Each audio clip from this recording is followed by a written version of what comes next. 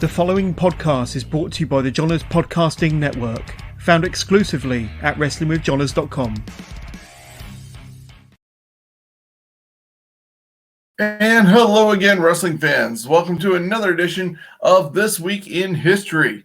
We are taking a second shot at this. I was recording a moment ago, or actually didn't even hit record, but we had some audio issues. Those have apparently been fixed. Jonesy gave me the thumbs up that we're good. But we want to thank you for joining us on Stitcher, Spotify, iHeartRadio, anywhere else you get your podcasts from, Rumble, YouTube, and Facebook. If you're watching us visually, we appreciate you joining us. We are also available anytime on Facebook, Messenger, emailing us at scumbagsofwrestling@gmail.com, or going over to our website, scumbagswrestling.ca. Now, we want to thank all of our sponsors, which included Coolbet and Johners Podcasting Network, but we also got Hammerlock Pure Wrestling, bringing back the golden age of pro wrestling this Saturday, May 14th, in Elmer, Ontario, at the Saxonia Hall. Tickets are just $20. You're going to get some great wrestling action. Doors open at 6 p.m., bell time at 7. It's brought to you by our friends over at Domino's Pizza, The Rusty Wrench, and Hammerlock Apparel. Go to hammerlockapparel.com for your tickets and all your Hammerlock Apparel needs. We hope to see you this Saturday as we put on a great show, and I get to make my in-ring debut as the ring announcer. So a little bit scary in a way. I've been doing the music and the ring bell, but come out and join us anywhere in Ontario. It's not a far drive to get to Elmer, Ontario. So please join us May 14th for a great show. But this is the show for This Week in History. We're talking history, the past, but we can't do that until we go over to Niagara Falls. And welcome in Jonesy. How are you, sir? I'm doing pretty darn fantastic. Yes, and thank you for letting me know we were not sounding so great earlier, but we seem to be back up and running and recording this time. So, yeah, it's a wonderful evening when we're recording this on a Thursday night. It's been great weather here in Ontario, even summer-like weather at the moment. Hopefully we get more of it as time goes on and we don't revert back to winter. But yeah, I'm looking forward to this list. We have a double shot of Canadian in the spotlight, including Owen Hart and Bobby Roode, and so much more to look at. And we can't do that until we start off with our headlines. All right, 33 years ago, May 6, 1989, famed Yoshichira Saga Nagayo retires on her 26th birthday due to Japanese regulation at the time. This rule of retiring would be lifted, and Nagayo would return to the ring in 95 and former GAEA champion, Japan. Yikes. Her retirement match was with her WWA tag partner and current tag champs, the Crush Girls, the Lioness Asuka. And of course, that was occurring a year ago, so I don't know about now. 16 years ago, May 6, 2006, WWE hires Dylan Post, a.k.a. Hornswoggle. Post wrestled on the independent circuit as the world's sexiest midget, Short Stack. He made his debut a few weeks later as the unnamed leprechaun partner of Finlay. Named Little Bastard at first on commentary, Post would officially be named Hornswoggle in February of 2007. And he became a McMahon at one point, and because of the whole stuff with Ken Kennedy going up in smoke. And then also he was the Mystery Raw general manager and apparently had a whole village underneath the ring where DX ended up having to go under the ring and do a court case. It's the strange times of Hornswoggle's life underneath a ring. 10 years ago, May 6, 2012, Dustin Runnels, who was producing at the time, was released from the WWE. But of course, don't worry, he'd be back in 2013 Royal Rumble as Goldust in what was going to be a one-shoot deal. However, he would stay on the full-time roster as a wrestler. This would be his 5th run with the company.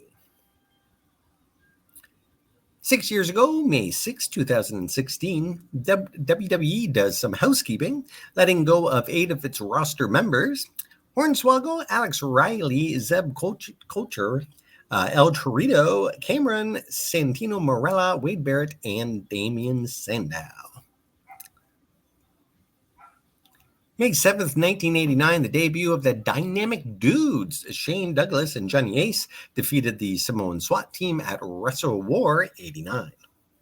Yeah, that's quite the tag team there, because what Douglas ended up becoming when they were riding around on skateboards and neon colors, but then to know that his tag team partner was John Laurinaitis riding a skateboard, it just doesn't compute for me envisioning that. I'd have to go back on the WWE network and see this train wreck. And as we know, he's the stepfather-in-law of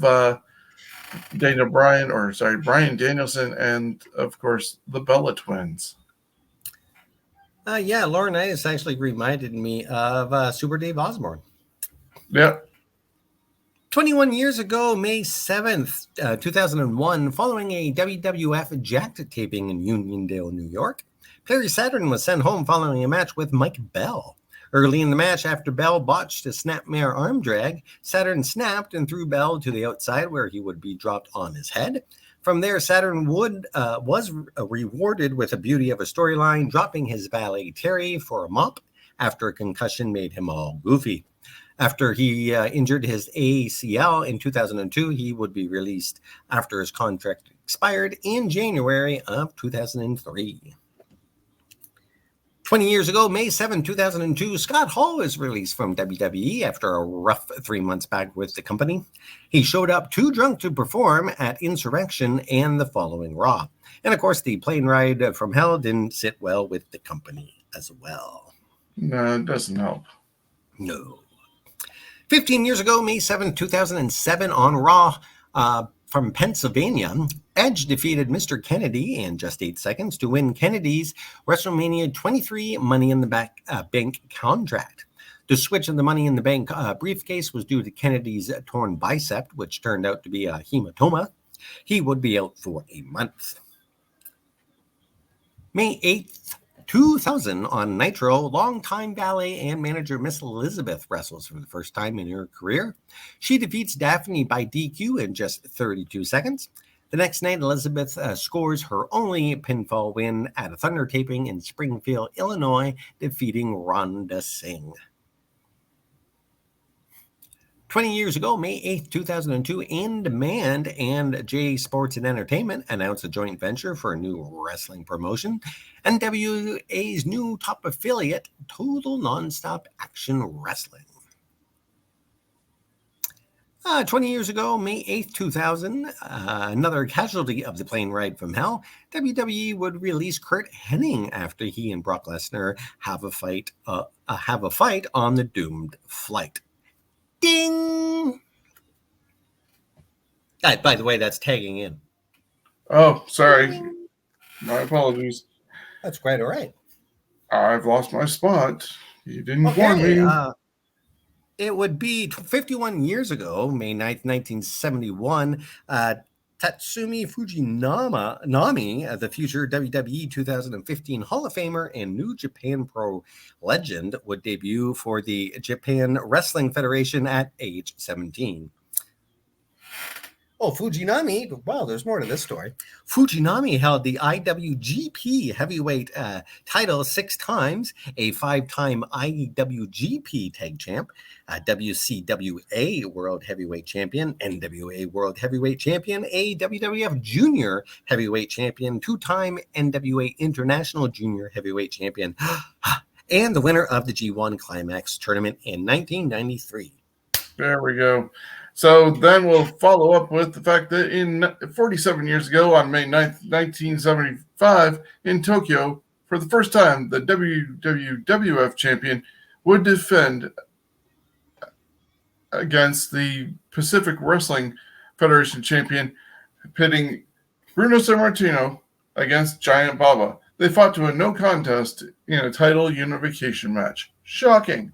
Announce that you're going to unify the titles, and it doesn't happen. But that happened a lot when champions went against champions from other organizations. Yep. 13 years ago on May 9th, Nick Bolia, son of Hulk Hogan, was sentenced to 8 months in prison after pleading no contest to his role in an automobile accident in Clearwater, Florida in August of 2007 that left his passenger, 22-year-old John Grazzino, with eye and brain injuries. He would serve 5.5 months, plus 500 hours of community service, and no license for 3 years. 41 years ago, on May 10th, 1981, Vern Gagne, at the age of 55, retires from wrestling after defeating Nick Bockwinkel to retain the AWA World Heavyweight Championship. Gagne founded the AWA and held the gold 10 times for a total of 4,677 days. Don't feel bad for Bockwinkel, though. He would be awarded the vacated belt 9 days later. 39 years ago, on May 10th, 1983, while en route to a WWF taping in Allentown, Pennsylvania, Eddie Gilbert gets into an automobile accident and sustains major injuries, including a broken neck. Gilbert would return to the ring and cited his return to WWE champion with Bob Backlund. But Bob ended up helping Eddie Gilbert get back on his feet. May 10th, 1999, the Mean Street Posse loses a loser leaves WWF match against the Stooges, Patterson and Briscoe. 21 years ago, on May 10th, 2001, Vince McMahon announces the closing of the XFL after just one season. Of course, we know that he tried it again, and after yet another single season, shut it down and sold it, actually, to The Rock.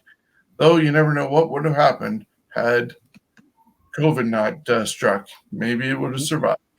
Yep. And shortly after XFL shut down, I know in London at the Gibraltar Trade Center, a whole bunch of XFL merchandise showed up.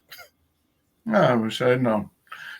27 years ago, on May 11th, 1995, at WCW Saturday Night taping in Atlanta, Macho Man Randy Savage and Stunning Steve Austin would have their only known match against each other. Savage would win the tournament match to advance for the vacated WCW United States Championship. That was when Stunning Steve had hair and was hanging out with Colonel Robert Parker. The hair did not work well for him. 18 years ago, on May 11th, 2004, John Tenta, also known as I Am Not a Shark, aka Earthquake, announces his retirement via PW Insider and being diagnosed with bladder cancer. His last match was with All Japan Pro, where he first wrestled and started out his career. His last WWF match was in Orlando, Florida, a dark match against a student of his. The Canadian-born college football player turned sumo wrestler turned pro wrestler was told he had just a 20% chance to live. The radiation treatments would prove ineffective, and the cancer would claim his life. Tenta died in his home in Sanford, Florida on June 7th, 2006, just 2 weeks shy of his 43rd birthday. At the time of his passing, Tenta was survived by his wife Josie and 3 children. A lot of people don't realize he was also Golga in his last real run of WWE, part of the Humanoides, because he wasn't as big and noticeable as Earthquake when he returned. That's why it's surprising that after all that weight loss, he got blubber cancer. Oh, bladder. Oh, my mistake.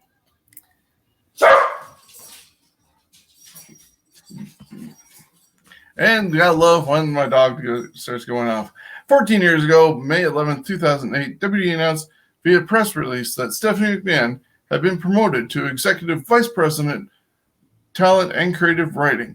In a separate press release, WWE announced that John Laurinaitis, was promoted to Senior Vice President of Talent Relations. 9 years ago, on May 11th, 2007, Kente Kobayashi retires from in-ring competition.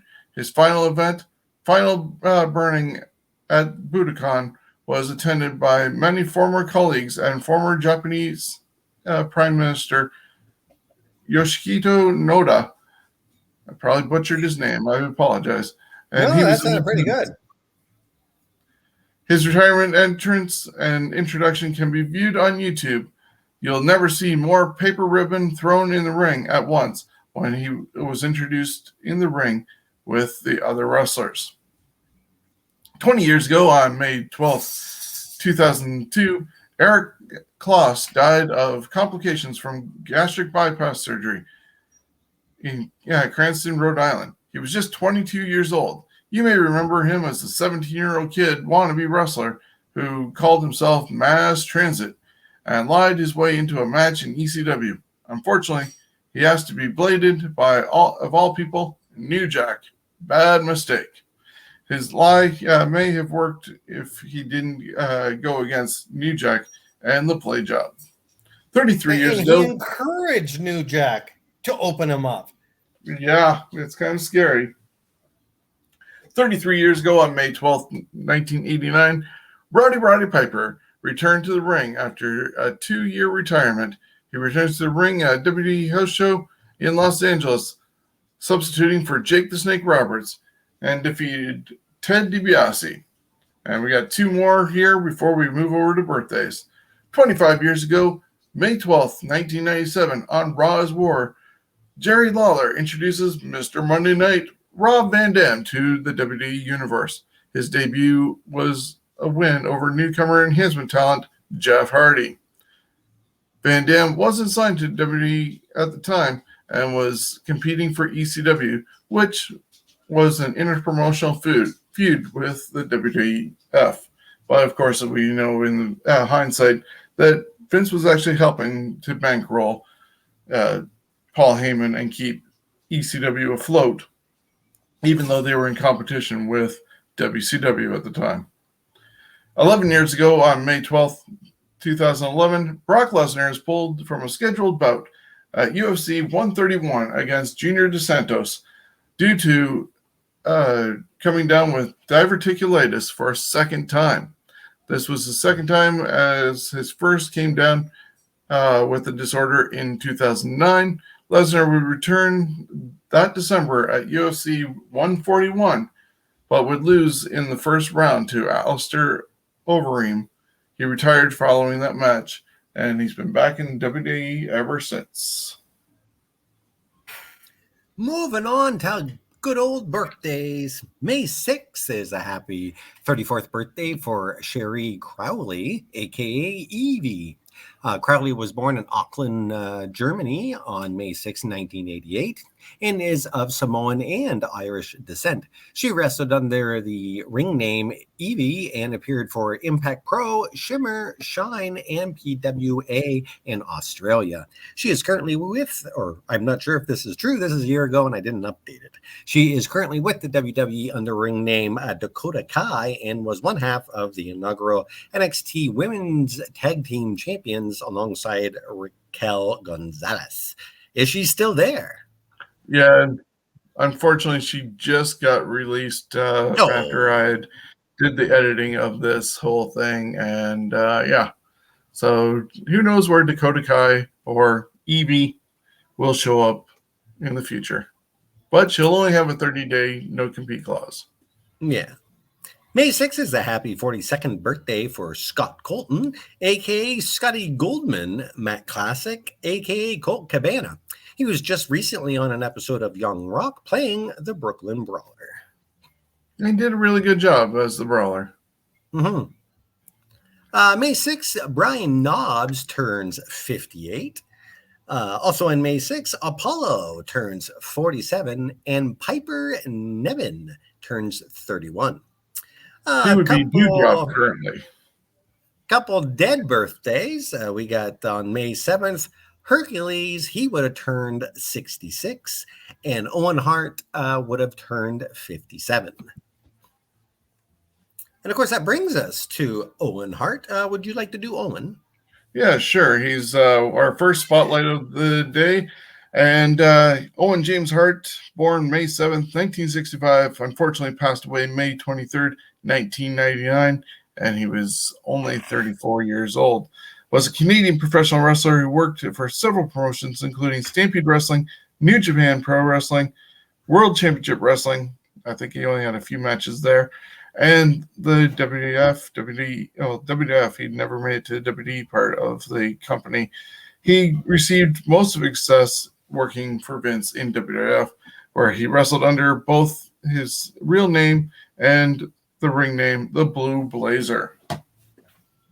He's a member of the Hart family, obviously, and born in Calgary, Alberta, the youngest of 12 children of Stampede promoter Stu and Helen Hart.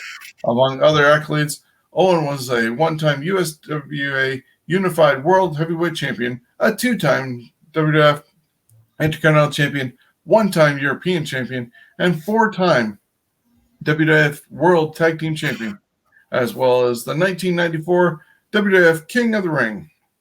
He headlined multiple pay-per-views for the events that Vince ran and was widely regarded as one of the company's best in-ring performers. Of course, probably one of his best matches is opening WrestleMania 10 against Bret Hart, and then, of course, later on in that same year, going against his brother at SummerSlam 94 in the steel cage. So some really great matches when it was almost thought that you would never see brother versus brother happening, and this was a great way of doing it.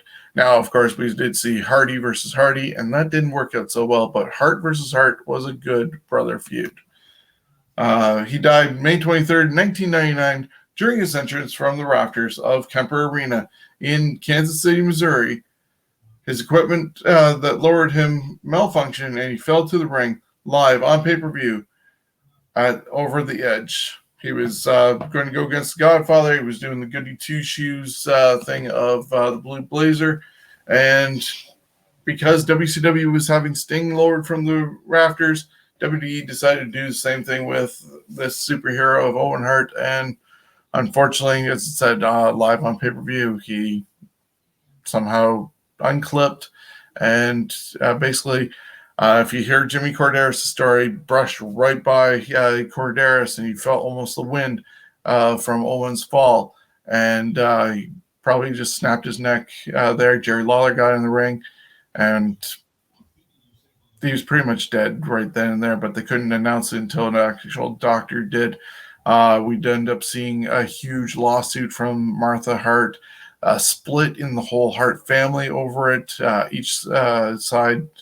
each person taking a side, whether it was on Martha and saying screw the WWF or siding with Vince, knowing it was an accident in a way, and also trying to keep on Vince's good side so they'd still be able to get employment along the way.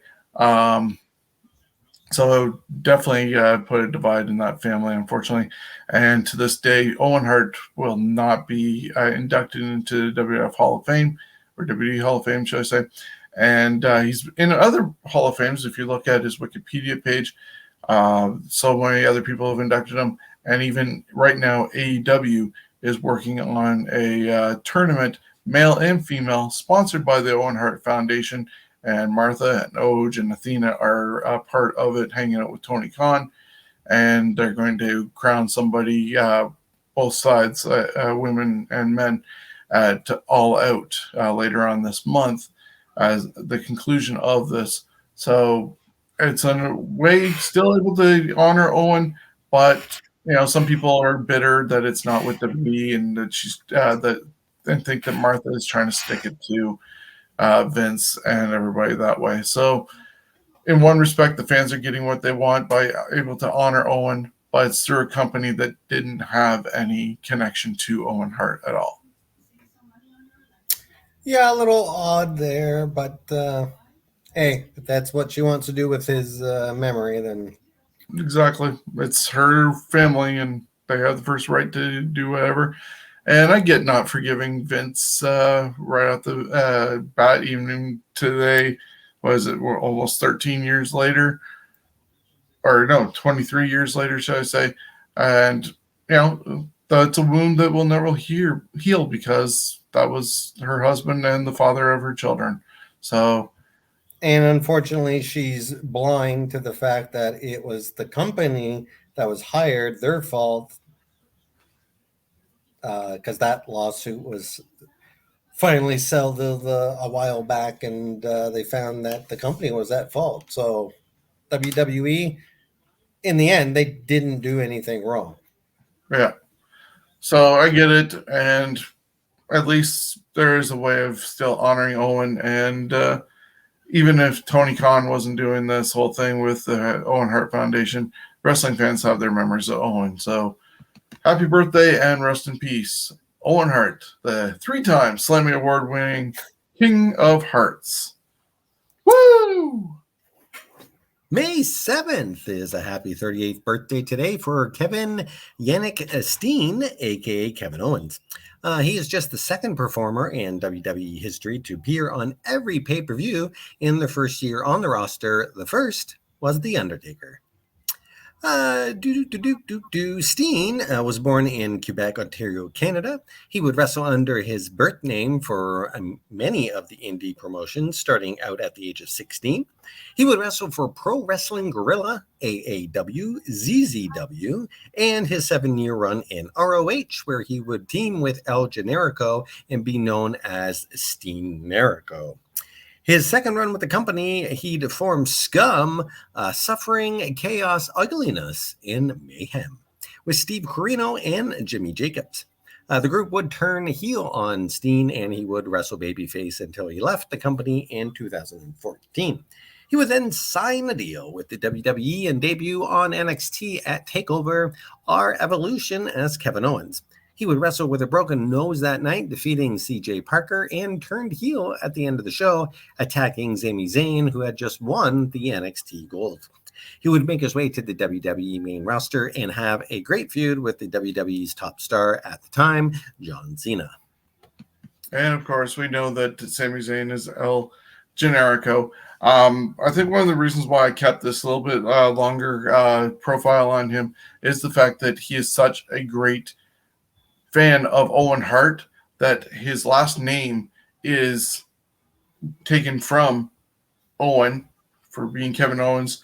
He named his son Owen after his love for Owen Hart, and the fact that they have the same birthday and both Canadian, it's just awesome. Thankfully, his son doesn't have to end up showing up at a WWE event because he'd be Owen Owens. Yeah. May 7th, Angelico turns 35. Will Ospreay turns 29. And May 8th is a happy 61st birthday for Puroresu legend Akira Tau. May 8th sees Tommaso Ciampa turning 37. Truth Martini turns 47. And Lo Shira turns 32. Io Shirai. Oh, there you go. Mm-hmm. That sounds better. We'll get back to more birthdays after this because there's a whole bunch more along with our other spotlight, but we'll do some big events. All right. 38 years ago, May 6, 1984, World Class Championship Wrestling presented the David Von Erich Memorial Parade of Champions from Texas Stadium.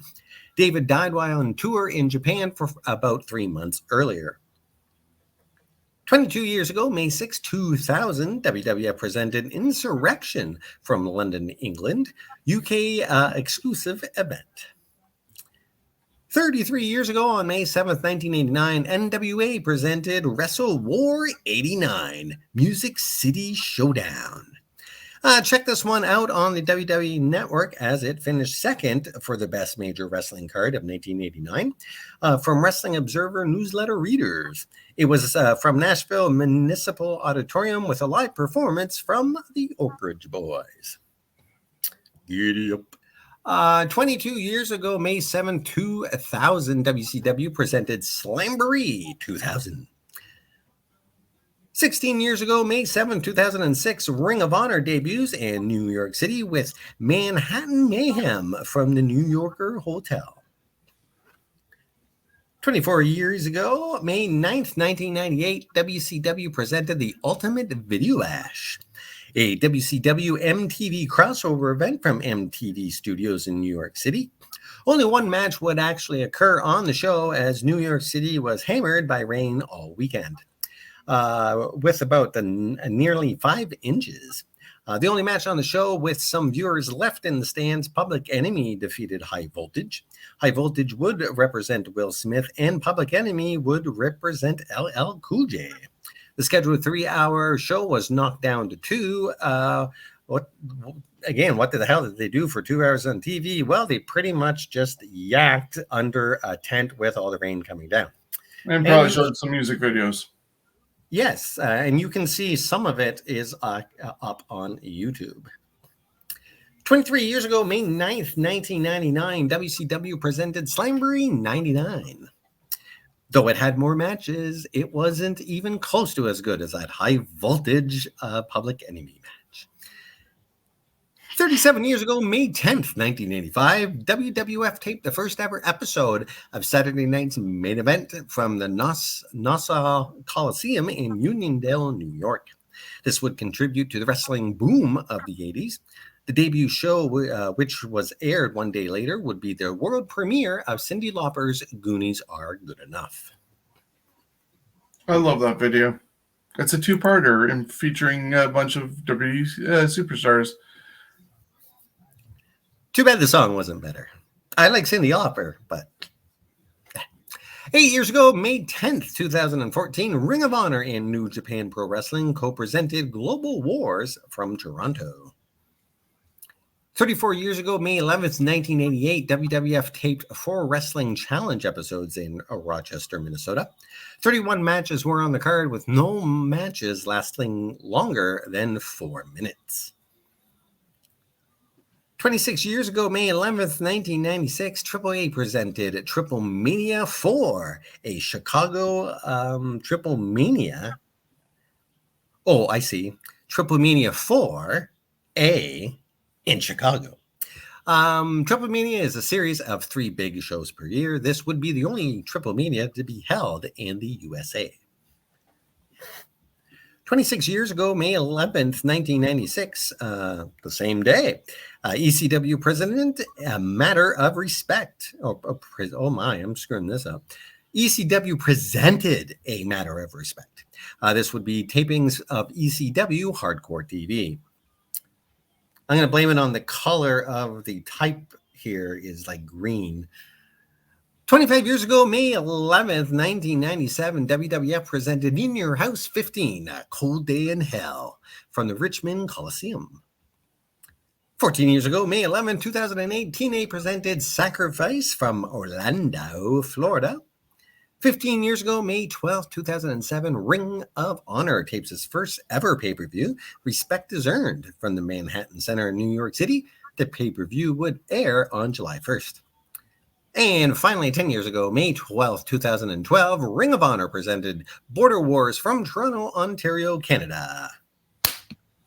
Well, we'll look at some title changes. May 6th, 1984, Rock and Soul, which was Rock and Roll Buck Zumoff and King Parsons, defeated the Super Destroyers, Super Destroyer 1 and Super Destroyer 2. Great creativity in names there, to win the WCCW American Tag Team Championship.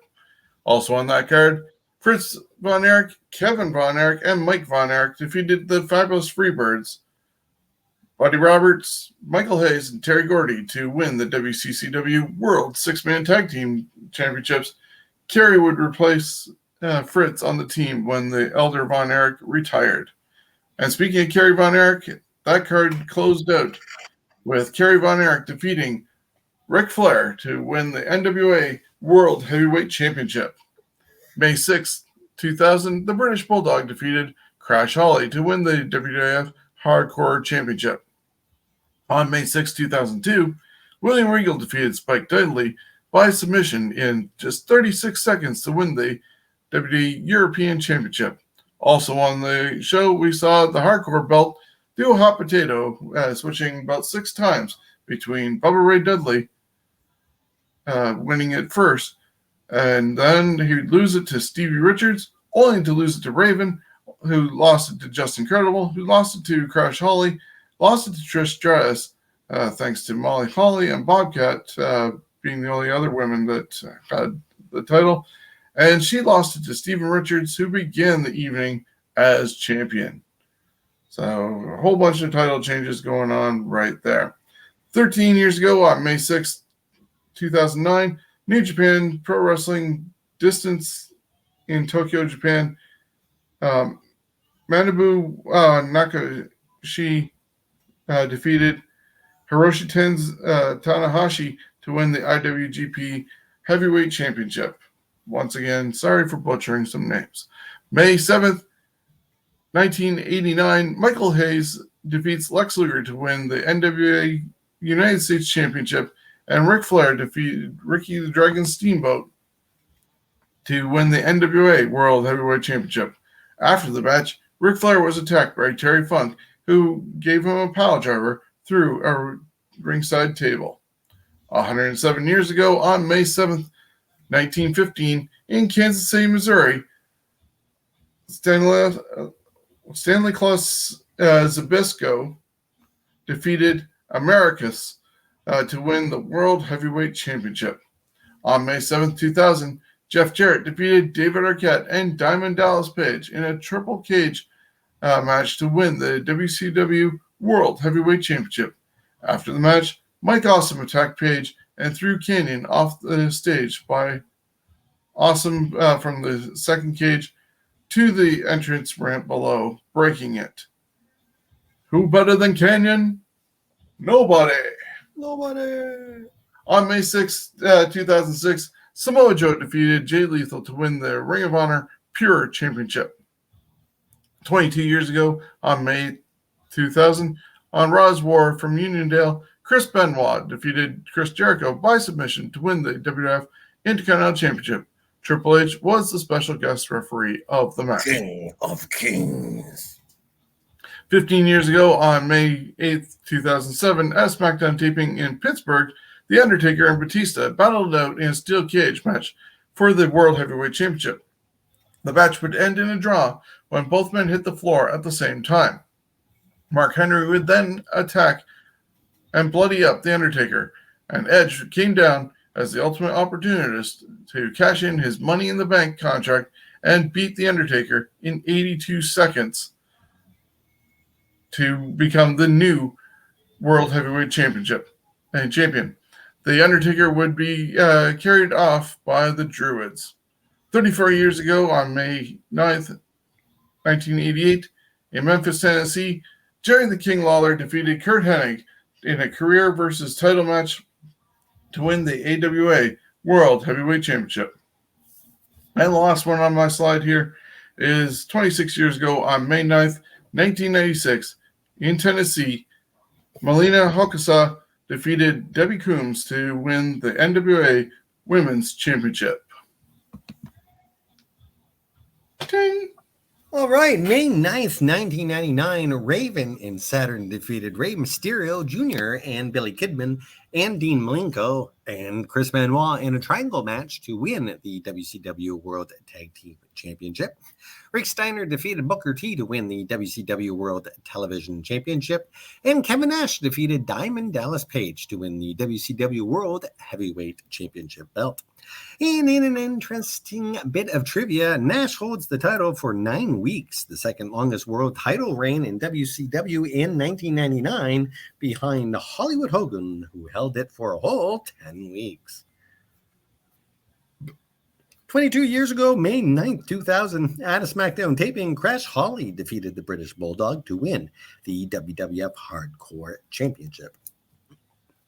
23 years ago, May 10th, 1999, on Raw's War from Orlando, Deborah was awarded the WWF Women's Championship from Sable by then-Commissioner Shawn Michaels. Deborah was in an evening gown match versus Nicole Bass. little vomit. Subbing for the soon-to-be gone Sable, Bass would quickly strip Deborah down, and Shawn Michaels would declare Deborah the winner, not Bass, because it was the person who got stripped first that would win the title. 7 years ago, May 10th, 2015, at an Impact Wrestling taping, Rockstar Spud wins a gauntlet match for the gold match to win the TNA X Division Championship. Later that night, Rockstar Spud would be the first person to cash in the X Division Championship for a TNA World Heavyweight Championship match and lose to Kurt Angle. Kurt Angle would be the party pooper. May 11th, 1996, Shane Douglas defeated Two Cold Scorpio to win the ECW World TV belt. May 11, 2008, the Latin American Exchange, Hernandez and Homicide, with Hector Guerrero and Salinas, defeated Team 3D, Brother Ray and Brother Devon, to become the new TNA World Tag Team Championship. This was the finals of a tournament to crown new champions after Kaz and Super Eric were stripped of the belts. On May 12, 2012, wrestling's greatest tag team, Charlie Haas and Shelton Benjamin, defeated the Briscoes, Jay Briscoe and Mark Briscoe, in a fight without honor.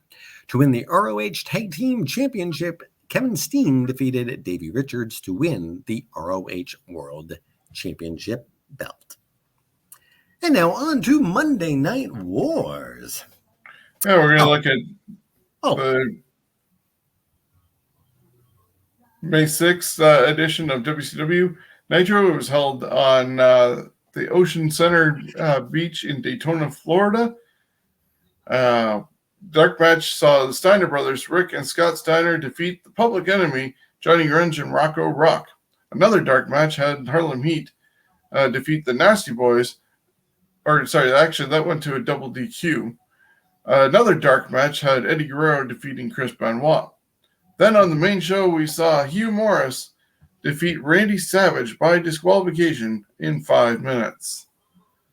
Dean Malenko defeated Jushin Thunder Liger with Sonny Ono in his corner in 8 minutes and 50 seconds. Sting defeated Lord Steven Regal, who had Jeeves in his corner, in 6 minutes and 13 seconds.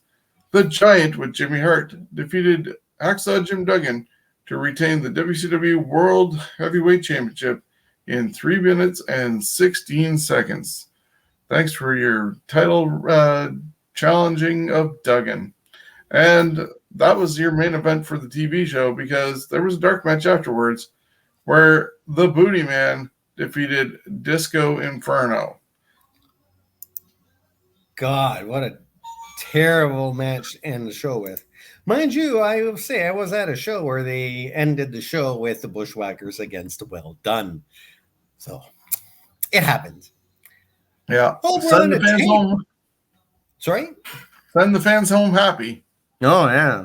It's like when a lot of bands play someone else's song as their last song they play. It's like, why aren't you playing your own song? I should be humming your song, not someone else's. But hey, over on a taped episode of Raw, the May 6, 1996 edition of Raw is blah, blah, blah. Who cares about that? It came from the Civic Auditorium in Sioux City, Iowa.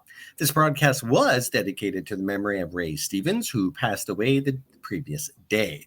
And that's the wrestler Ray Stevens, not the one that sings about squirrels going up your pants in church. Or the Streak. Or the Streak, yes. Look at that, look at that. He did a lot of silly songs, but he also did some serious ones. Of course, Everything is Beautiful. Anyways, back to wrestling. Mark Marrow with Sable defeated the 1-2-3 Kid with Ted DiBiase. Davey Boy Smith with Jim Cornette and Diana Smith at ringside defeated Fatu, and that match was over 10 minutes long. Skip and Zip with Sunny defeated Techno Team 2000, which is 9 minutes and 15 seconds. Remind us who was in Techno Team 2000. I believe it was a gentleman named Chris Champion as one of them, and the other one was Eric Watts, but they were Trevor and Troy as part of Techno Team 2000. Excellent. It's like Eric Watts and the other guy. And the main event was The Undertaker with Paul Bearer defeating Owen Hart in a little over 9 minutes. Not bad. You only got 4 matches on there, but not bad. Starting out with Miro and the Kid, and then they built up with Fatu and Davey Boy Smith doing a fairly long match. There's some decent length matches in here versus what was over on Nitro. I mean, yeah, I think you're getting bigger stars, except for, of course, the Undertaker there. But you're getting bigger stars. But the matches probably weren't as good as, except for the Malenko. Actually, there's a couple of good matches, I'm sure, on Raw, on Nitro as well, as I see going through the matches. So I think on that night, you might have been safe to watch either or. Yeah, I probably would have been, though, over on Raw because you get, as you said, 4 matches, and each one was almost 10 minutes. So there's not much filler along with your commercial breaks. So you get, I believe at that point, they were only still an hour. And hard to believe, and this is what makes me think, we were just, I believe, 2 weeks, if not 3 at most, away from Scott Hall coming through the audience and changing the landscape. And this is what they were presenting before that. It's like night and day between what we end up getting a couple weeks later with the invasion of Hall and Nash compared to what was on TV just before that. Well, they got a fresh injection of a storyline that hadn't really been seen over here in North America. At least not on that grand of a scale. So it definitely worked. It worked for both of the companies. And McMahon won because, well, he built the better mousetrap in the end. Some more birthdays.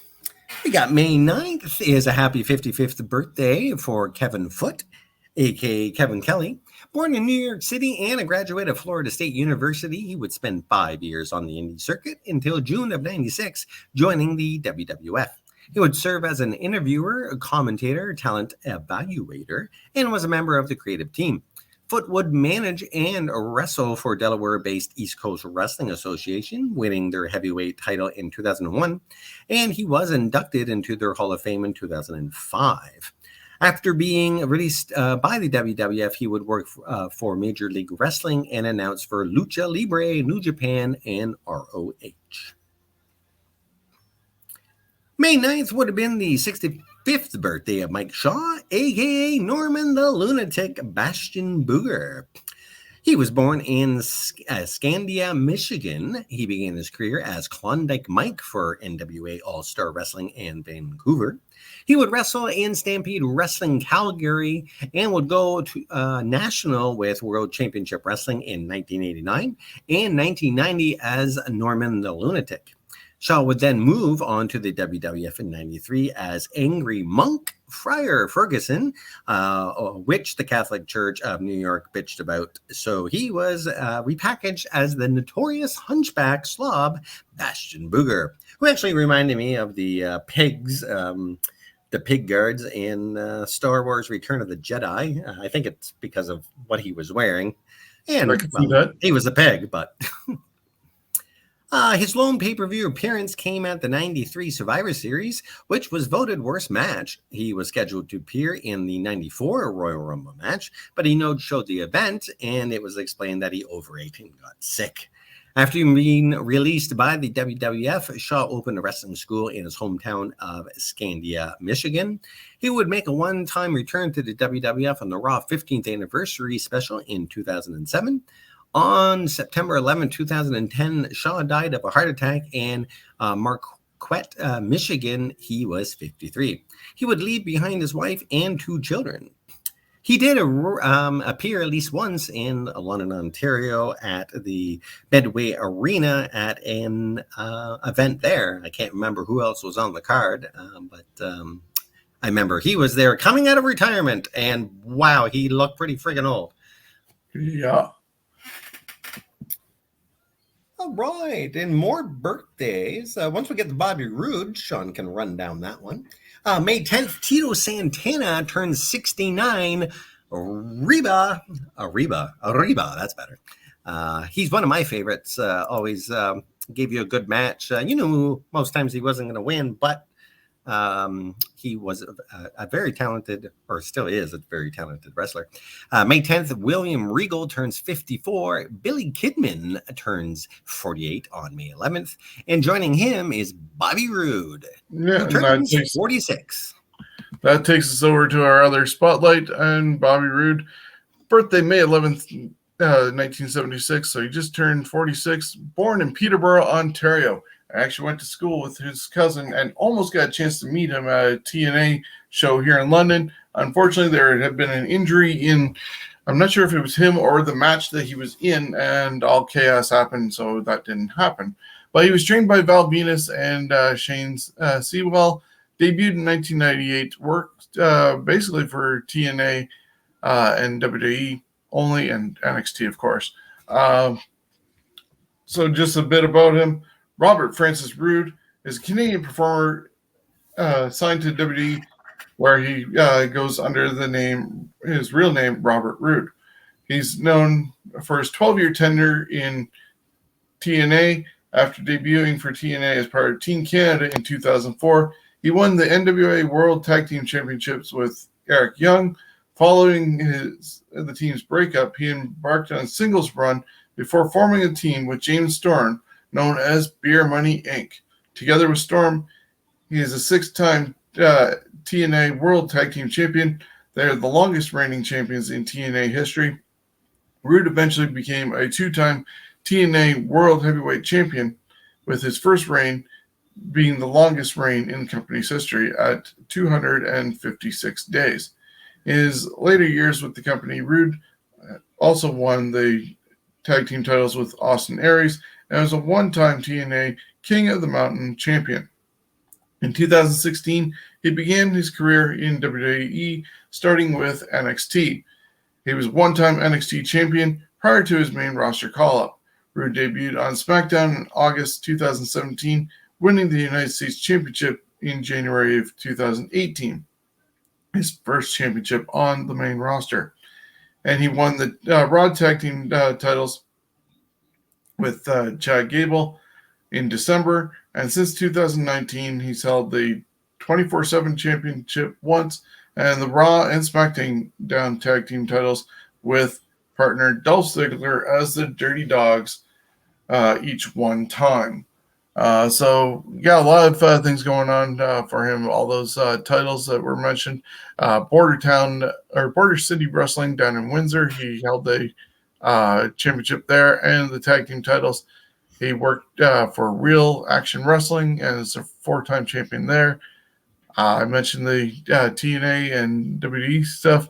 He's a 1-time Universal Wrestling Alliance champion for the tag teams, 2 times for their main title. And PWI ranked him the best tag team of the year with Beer Money in 2008 and 11, and ranked him number 2 PWI 500 in 2012. So that's a huge accomplishment, being that close to being the number 1 wrestler of the year in 2012. To even crack the top 10 for the PWI 500 is a huge accomplishment in itself. So that is Bobby Roode. Probably deserves a little bit more than what he's getting in WWE, but with his age, he's definitely somebody they're able to keep around as a person for them to, the new generation, to learn from. So, yeah, that's our Superstar Spotlight on our other Canadian, Bobby Roode. May 11th sees Daisy Hayes, who turns 39. Also on the 11th, Kato, or Max Moon, Paul Diamond, turns 61. Another Canadian there. Sorry? Another Canadian there from Well, I didn't know he was Canadian. I seen Max Moon. I'm not sure if it was him or the other guy. I'm thinking it was him, but yeah, because Conan was the original Max Moon. Yes. Lynce Dorito turns 35. On May 12th, Doug Basham, one half of the Basham brothers, turns 51. Also on the 12th, Ricky Ortiz turns 47, Kushida turns 39, and James Dudley would have turned 112. And that is it for this week in wrestling history.